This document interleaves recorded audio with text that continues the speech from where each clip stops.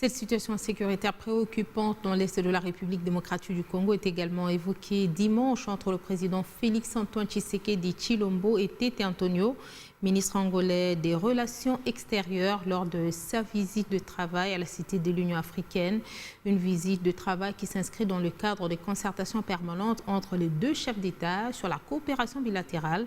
L'envoyé spécial de João Lourenço a exprimé la volonté du président angolais de trouver en tant que médiateur une solution pacifique aux différends entre Kinshasa et Kigali via la feuille de route de Luanda. Médiateur dans les différends entre Kinshasa et Kigali, l'Angola continue à œuvrer pour une désescalade entre les deux pays voisins. Conduit au palais présidentiel de Mongaliema ce dimanche 30 octobre 2022 par le vice-premier ministre, ministre des Affaires étrangères de la RDC, Christophe Lutundula, l'émissaire du président angolais João Lourenço a été reçu en audience par le chef de l'État Félix-Antoine Tshisekedi Tshilombo. Les questions de paix et de sécurité dans la région des Grands Lacs, surtout dans l'est de la RDC, ont occupé une bonne place des entretiens entre le président Félix Tshisekedi et Tete Antonio, ministre angolais des Relations extérieures. Le président Lourenço avait reçu un mandat de faire la médiation entre la RDC et le Rwanda. Et dans ce cadre-là, il continue ses efforts dans les circonstances que nous connaissons aujourd'hui.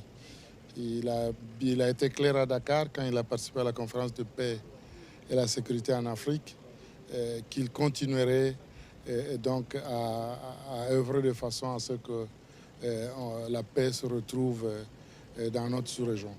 Vous comprenez aussi que l'Angola, c'est quand même un voisin immédiat de la République démocratique du Congo. Et dans la culture africaine, quand quelque chose se passe chez son voisin, on se sent soi-même aussi concerné.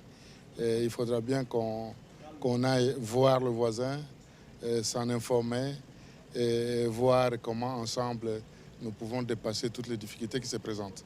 La situation s'est dégradée ces derniers jours avec la reprise des combats dans la zone de Rutshuru et la décision de la RDC d'expulser sous 48 heures après sa notification l'ambassadeur du Rwanda en poste à Kinshasa. Et face à ces regains de tensions, l'Angola veut apaiser l'ambiance. Le médiateur, en fait, est censé être médium, comme dit le mot, donc au milieu.